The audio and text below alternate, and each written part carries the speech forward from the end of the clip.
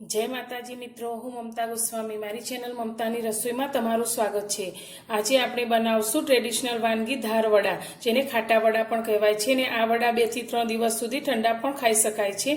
तो सातम माटे अथवा तो कोई सफर में जवानुं थाय त्यारे तमे आ वड़ाने बनावीने लई जई शको छो। तो आज आपणे वड़ा बनावशुं।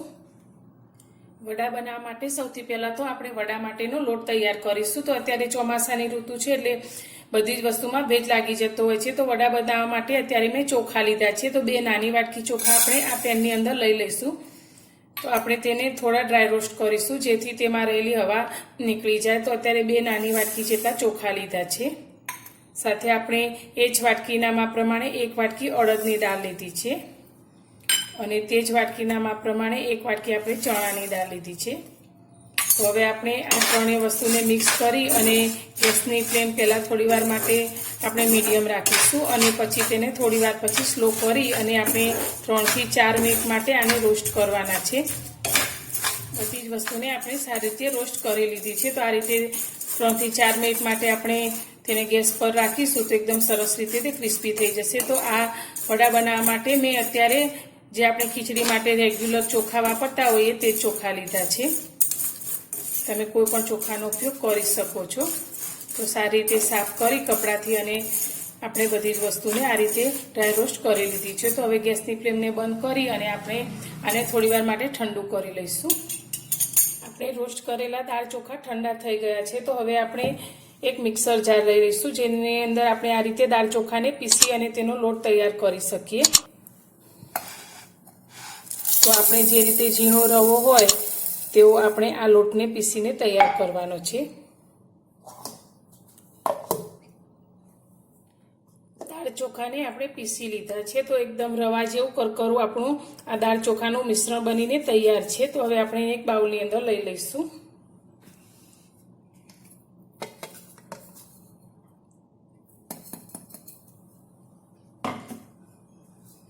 हवे आनी अंदर आपणे 1 वाटकी खाटू दही लीधुं छे ते अंदर एड करीशुं।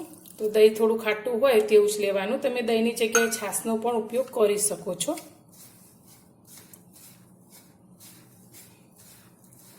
तो आपणे आ लोटने बहु काठो पण नहीं ने एकदम ढीलो पण नहीं ए रीते बांधवानो छे।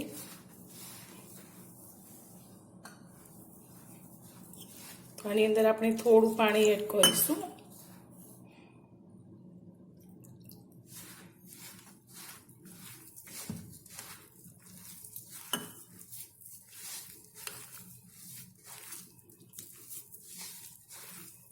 तो आ लोटने आपणे आ रीते बांधी लीधो छे। तो हवे आने आपणे गरम जग्या होय तेवी जग्याए 5 થી 6 કલાક माटे तेने ढांकी अने मूकवानो छे।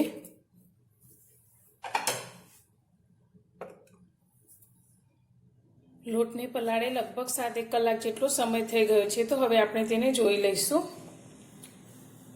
तो आपणो लोट आपणे पलाळ्यो ते वखत करता अत्यारे थोड़ोक आ रीते काठो थई गयो छे। तो आपणे जरूर पड़शे तो ज आपणे पाणी उमेरीशुं। तो सौथी पहेला तो आपणे आनी अंदर मसाला करी लईशुं।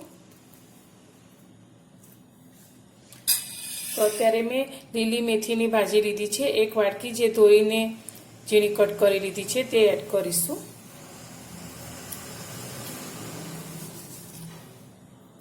साथे आपणे स्वाद प्रमाणे मीठुं एड करीशुं। तो अत्यारे 1 मोटी चमची जेटલું મીઠું લઈશું। साथे आपणे अर्धी नानी चमची जेटली हळदर एड करीशुं।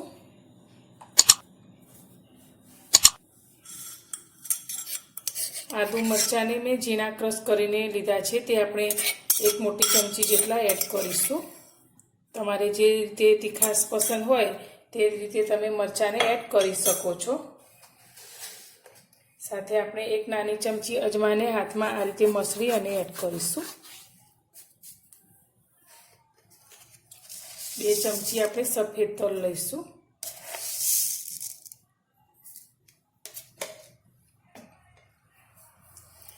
बधी ज वस्तुने आपणे आ रीते हाथथी मिक्स करी लईशुं।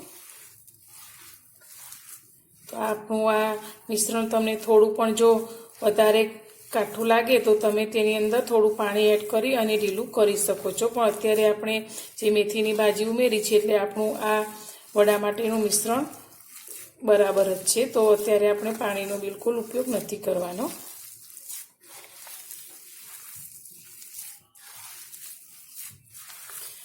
હવે અત્યારે આપણે સાઈડમાં તેલને પણ ગરમ કરવા માટે રાખી લઈશું.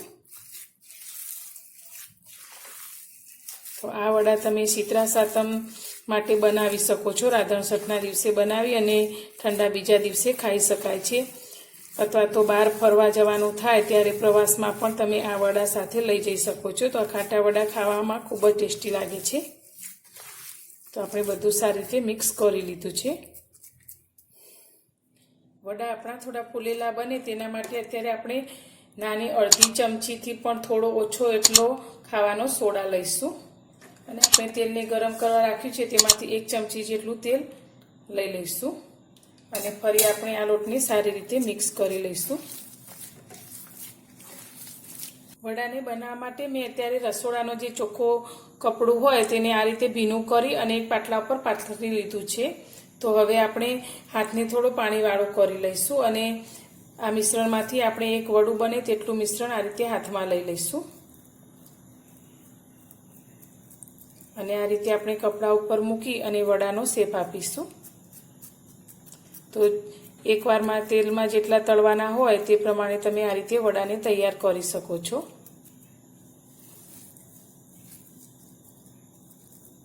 તેલ આપણું ગરમ થઈ ગયું છે. તો હવે આપણે જે વડાને થેપીને રાખ્યા છે તેને આ રીતે આપણે કપડા ઉપરથી લઈશું અને તેલની અંદર મૂકીશું. તો જેટલા એકવારમાં તેલમાં આવે તે રીતે આપણે બધા વડાને અંદર મૂકીશું.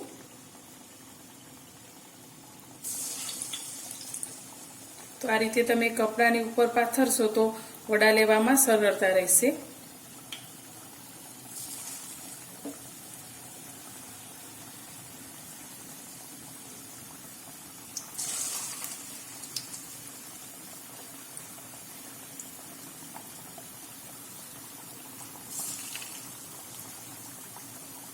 તો વડા આપણા એક સાઈડથી તળાઈ જાય 1 મિનિટ જેવા એટલે આપણે બીજી સાઈડ તેને ફેરવી લઈશું અને બંને સાઈડથી આપણે 1-1 મિનિટ માટે તળી લઈશું.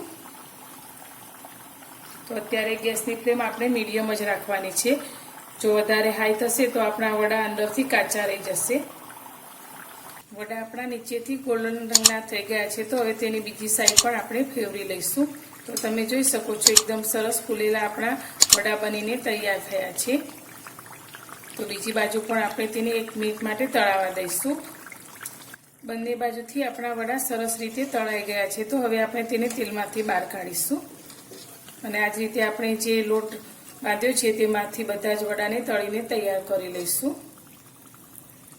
તૈયાર છે આપણા ધાર વડા કે ખાટા વડા. તો આ વડાને તમે સાતમ આઠમ પર બનાવી શકો છો. તો તમે ક્યારેય પણ આ વડાને ટ્રાય ના કર્યા હોય તો એકવાર જરૂરથી કરજો. તો તમે જોઈ શકો છો એકદમ સરસ ફૂલેલા આપણા વડા બનીને તૈયાર છે. તો આ વડા ચા સાથે અથવા તો ટામેટાની ચટણી સાથે ખૂબ જ ટેસ્ટી લાગે છે અને આને તમે 2 થી 3 દિવસ સાચવીને ખાઈ શકો છો. તો તમને મારી આ ખાટા વડા બનાવવાની રેસીપી પસંદ આવી હોય તો વિડીયોને લાઇક જરૂરથી કરજો અને મારી ચેનલ પર નવા છો તો ચેનલને સબસ્ક્રાઈબ કરવાનું બિલકુલ ભૂલતા નહીં. તો ફરી મળીશું આવી જ એક નવી રેસીપી સાથે નવા વિડીયોમાં.